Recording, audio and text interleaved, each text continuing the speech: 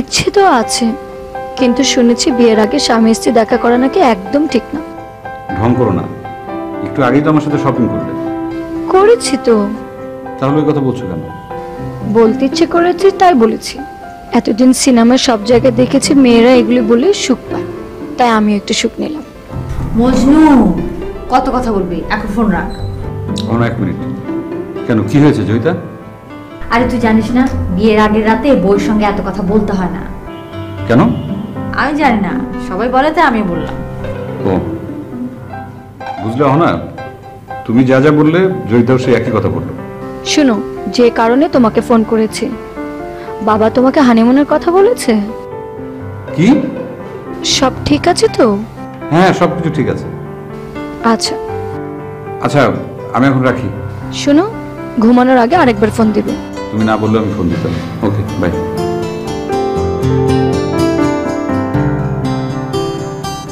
কি রে, কি বলে? ওই যে আমার শ্বশুর আর কি, সে আমাদের জন্য একটা গিফট দিয়েছে। গিফট? যৌতুক? আরে না না, হানিমুনের টিকিট। কবে যাচ্ছিস তোরা? পরশু দুপুরে। কদিনের জন্য? এই 7 দিনের জন্য। আচ্ছা, কোথায় যাচ্ছিস? সুইজারল্যান্ড। কি? সুইজারল্যান্ড?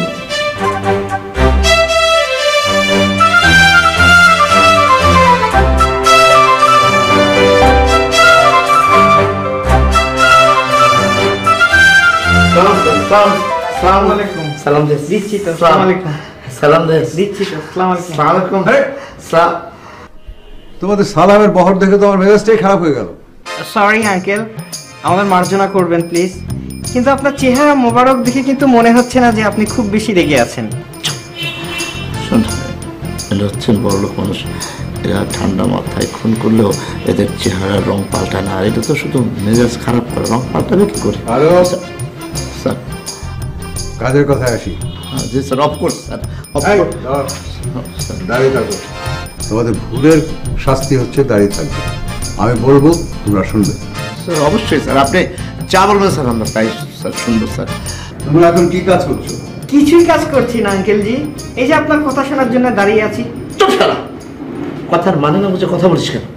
আমি না হয় কথার মানে বুঝি না মামাজি, কিন্তু তুমি তো সম্পর্কেরই মানে বোঝে না। সম্পর্কে আমি তোমার হয়ে ভাগি না, আমি তোমার শালা হয়ে কি করে? তোমরা কি তোমাদের ফ্যামিলির কিস্সা কাহিনী শোনাবে নাকি আমার কথা শুনবে? স্যার আপনার কথা শুনবো স্যার, মনোযোগ দিয়ে শুনবো স্যার। বলেন স্যার, বলেন, বলে যান। বলছিলাম, তোমরা এখন কি কাজ করছো? সে আগের মতোই 2 নম্বরই কাজ করছো না নতুন কিছু করছো? স্যার স্যার ওই স্যার কাজ করছি স্যার, ওই ভালো কাজ করছি কিন্তু পাচ্ছি না। কি বলো? জি আঙ্কেল, কথা সত্য, এখানে উত্তম কাজের অনেক অভাব। আমি 2 নম্বরই কাজ করতে যাই, এখানে অহরহ 2 নম্বরই কাজ করা যাবে। একটা দুটো 2 নম্বরই কাজ মুহূর্তের মধ্যে পাওয়া যায়, কিন্তু যেই আমি উত্তম কাজ করতে যাব সেই উত্তম কাজটা খুঁজেই পাওয়া যায় না। উত্তম কাজের সন্ধান করতে করতে আমরা রীতিমতো হতক্লান্ত, হতাশ। হতক্লান্ত? কি রকম কাজ খুঁজছিলে? আমরা একটা ব্যবসা করতে চাচ্ছিলাম, সাতক্ষীরা থেকে আম এনে ঢাকায় বেচবো। বাহ, এটা তো ভালো কথা। তা করলে না কেন? স্যার ওই যে ওই প্ল্যান করতে করতে আমের সিজন শেষ হয়ে গেছে। ও, ধরো অন্য সিজনাল ফল ধরো। স্যার ওই কিভাবে ধরবো স্যার? ওই সাতক্ষীরা তো অন্য কোনো ফল হয় না, আর আমাদের বাড়ি তো সাতক্ষীরা। বুঝেছি বুঝেছি বুঝেছি। তোমরা হচ্ছে সেই যুবক যারা প্ল্যান করতে করতে সময় চলে যায়, কাজ করে না, সময়ের একটা নানান অজুহাত দিয়ে বসতে। ডোন্ট ওয়ারি, আমি তোমাদের জন্য একটা কাজ এনেছি এবং সেই জন্য তোমাকে এখানে ডাকা হয়েছে। কি কাজ স্যার?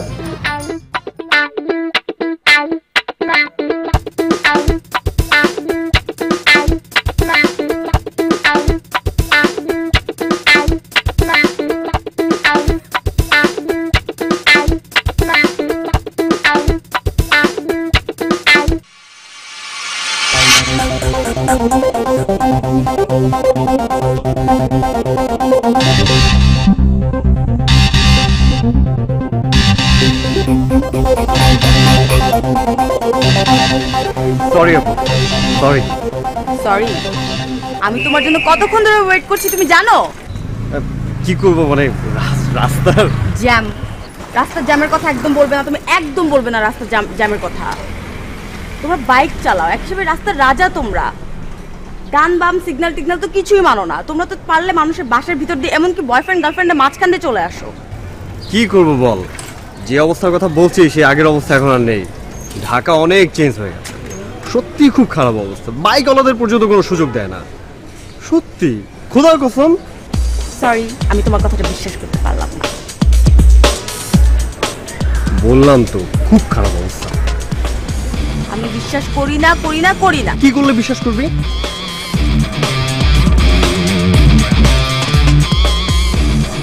আইসক্রিম খাও তাহলে বিশ্বাস করবো। আমার সাথে নাটক করছিস? আইসক্রিম খাবি এই তো? চল, কত আইসক্রিম খেতে পারিস আমি দেখবো, কিন্তু ঠান্ডা লাগলে আমি কিন্তু ওষুধ এনে দিতে পারবো না, বুঝিস তখন। চল। কি কাজ আঙ্কেল জি?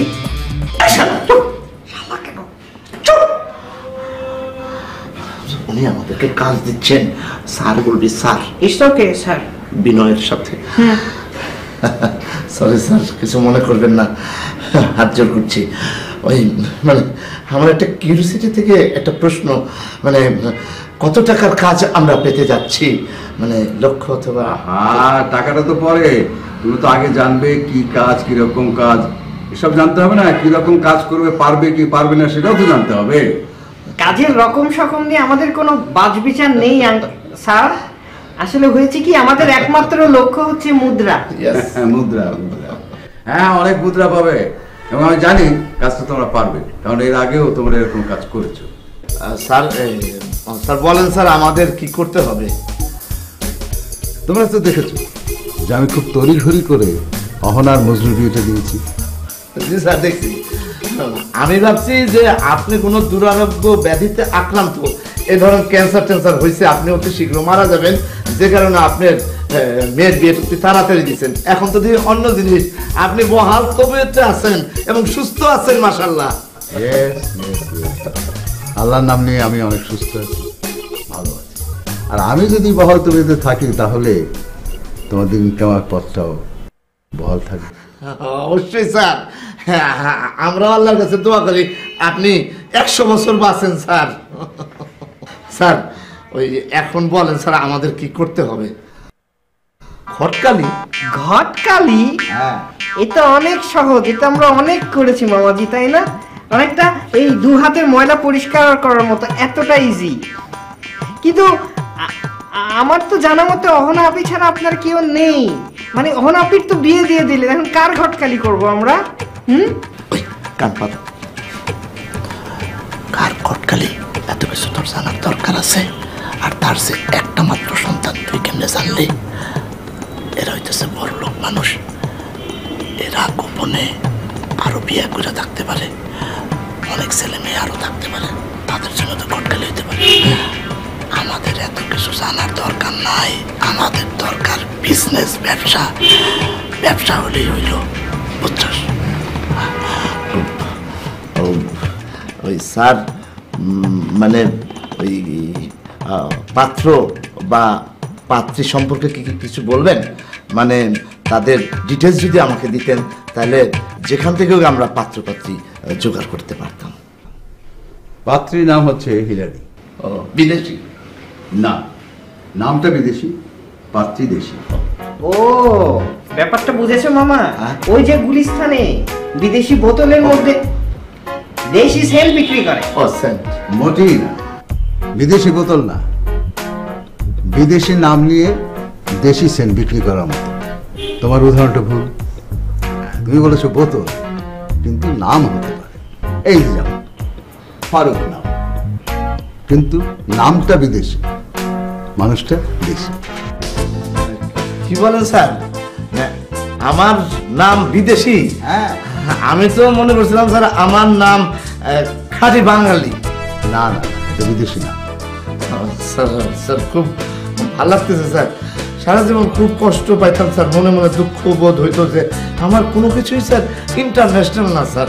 মানে এখন দেখছি স্যার আমার নাম ইন্টারন্যাশনাল মানে বিদেশি। হ্যাঁ ঠিক আছে ঠিক আছে, শোনো এখন কাজের কথায় আসি। স্যার ওকে স্যার, ওই পাত্রীর নাম Hillary. Sir how old she is? বয়স? 25-26। স্যার ওই আপনার কাছে তার কোনো পিকচার আছে স্যার? হ্যাঁ হ্যাঁ, দয়া করে যদি দেন আমি একটু দেখতাম স্যার। এটা তো আমি তোমায় বের করে দিচ্ছি।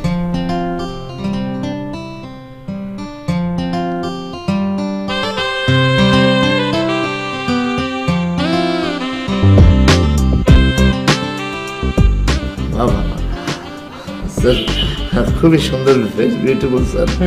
স্যার এখন আপনি আমাকে শুধু বলেন এই পাত্রীর জন্য কি ধরনের পাত্র চান? ঠিক আমার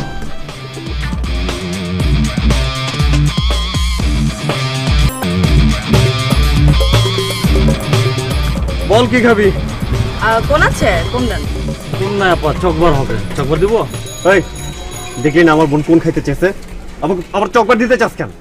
তুই কোন খাইতে চেয়েছিস, তোর কোনই খামু। না চল। ঠিক আছে ঠিক আছে, চকবার দেন আপনি। হ্যাঁ ঠিক আছে।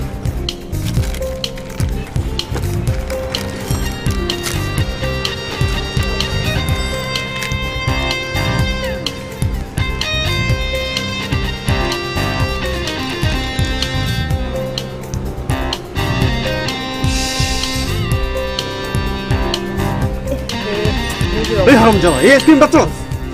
আর আপনার বোন তো ধরতেই জানে না। হ্যাঁ দেখছো কি বলছ আমি? দেখছো কতবার বেয়াদব বললে কি? আমার বোন আইসক্রিম ধরতে পারে না। আমার বোনের সঙ্গে গাদবি। ভাই ছেড়ে দাও, আজকে মারা ফেলবো আমি। ভাইয়া ভাইয়া, আরে গুলি করবো তোরে। হ্যাঁ হ্যাঁ মাফ করে দাও, মাফ করে দাও। শোনো আমার কথা শোনো। ভাইয়া ভাইয়া, জানে মারো না। গুলি করবো। হ্যাঁ হ্যাঁ ঠিক আছে ঠিক আছে। ভাইয়া চলো আমার কথাটা শোনো। ভাইয়া ভাইয়া ছেড়ে দাও। চলো আইসক্রিম খাবো না, চলো। আমার বোনের জন্য তুই বাইচে গেলি। আর টাকাটা দিয়ে যাও। ওরে টাকা দিব? দাও মা।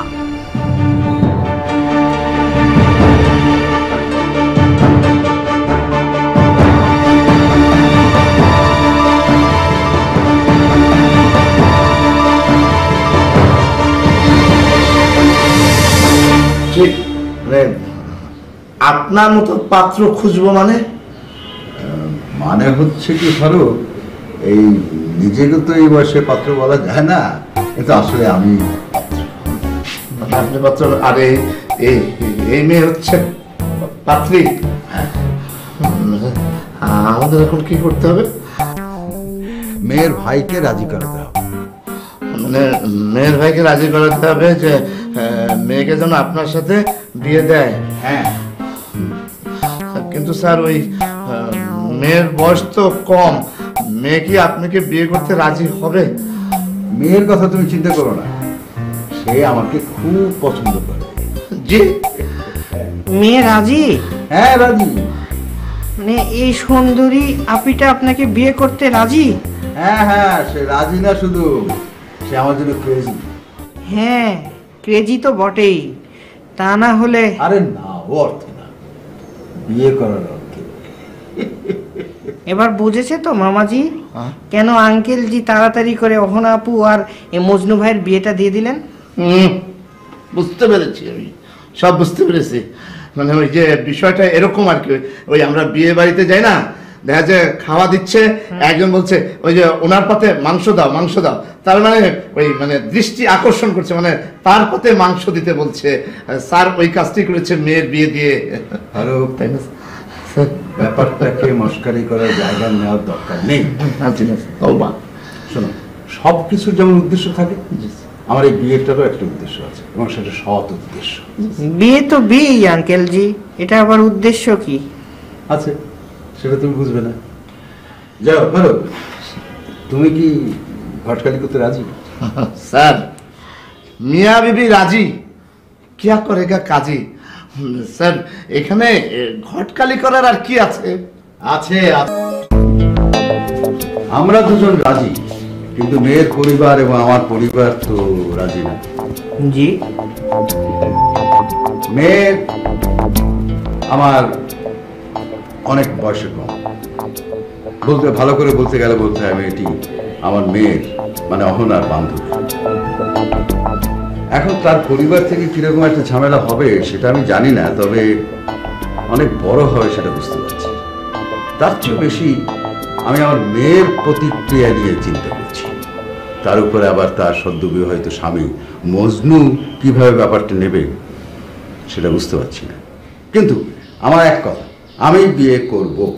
জি করেন করেন করেন, কিন্তু পরিবারের অমতে না। জি হ্যাঁ, আমি চাই তোমরা দু পরিবারকে রাজি করাবে। আমার বিয়ের সময় দুই পরিবারই বিয়েতে রাজি হবে এবং অনুষ্ঠানে সেই রাজির কথা বলবে। তার মানে আঙ্কেল জি আপনি বলতে চাচ্ছেন যে আপনার মেয়ে আর মেয়ের জামাই আপনার বিয়েতে বরযাত্রী হিসেবে যাবে? ইয়েস, ধরে নাও তাই। অসম্ভব, এটা হয় নাকি মামাজি? অসম্ভব রকমের টাকাও তোমাদের দেওয়া হবে। তাই বলে চুপ, টাকা দিবে বলছে না।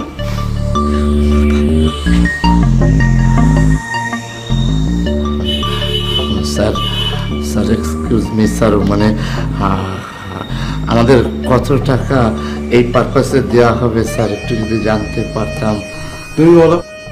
স্যার আমাদেরকে স্যার, আপনি স্যার থাক থাক, হ্যাঁ, উত্তেজনাবশত তুমি অনেক কম বলবে, ভেবে চিনতে তারপরে বলো।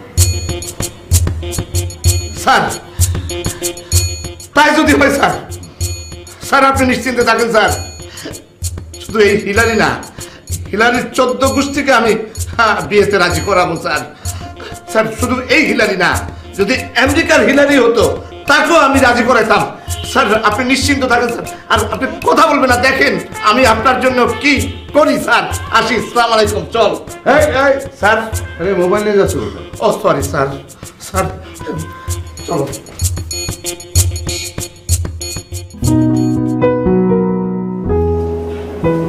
স্যার ডেকেছিলেন? ও আরে জয়িতা এসো, বসো বসো বসো।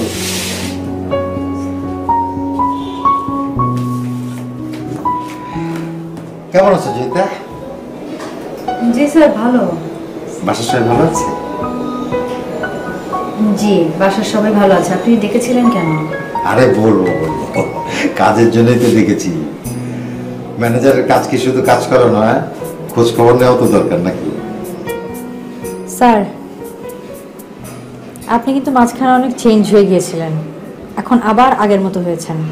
আমার খবর নিচ্ছেন, আমার বাড়ির সবার খবর নিচ্ছেন।